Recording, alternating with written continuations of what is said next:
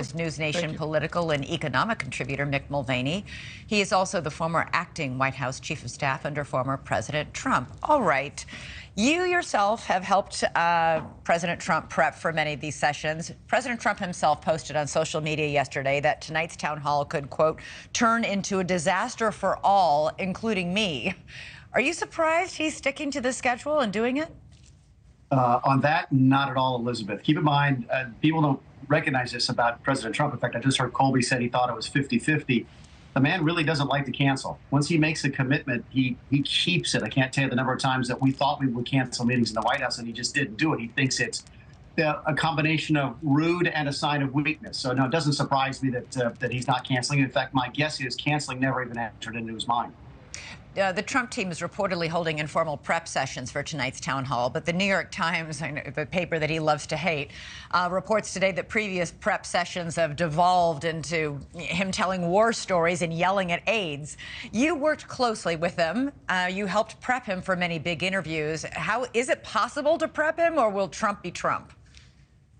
Both of those things are true. You can do some prep work with him, there's no question, but Trump is going to be Trump. Keep in mind, he's really good on an impromptu basis most of the time. It does get him in a lot of trouble. One of the things I think people have focused on is the deposition that he gave in the E. Jean Carroll case, where he talked about the Access Hollywood tape, and he was sort of winging that, and it probably cost him the decision in the case because he was so loose with his language. So, no, he has great faith in his own ability. He will do some prep work. They will give him some practice questions, but devolving into a wide range of discussion and yelling at aides, yeah, I resemble that remark. Yeah, you resemble that remark. Mick, one last question. Trump has had a real problem attracting the female vote in the past. He lost suburban women by 19 points in 2020 to President Biden. This verdict for sexual abuse and his views on abortion rights will be critical in terms of what he says tonight. I know they're going to New Hampshire because it's an early primary state, but if you look at the numbers, Elizabeth, what you see is that it's a microcosm of what happened to him in 2020.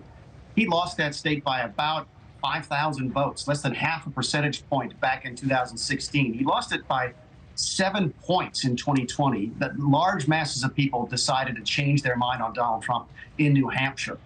So it's interesting that he's there. It'll be interesting to see the reaction that he gets from this crowd, because there are probably people there, even though they're Republicans, who didn't vote for him in 2020.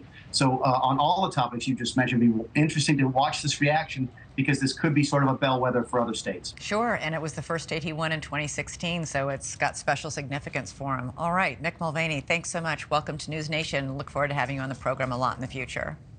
Thanks, Elizabeth. Thank you for watching. Go to newsnationnow.com to find NewsNation on your television provider. And don't forget to click the red subscribe button below to get more of NewsNation's fact-driven, unbiased coverage.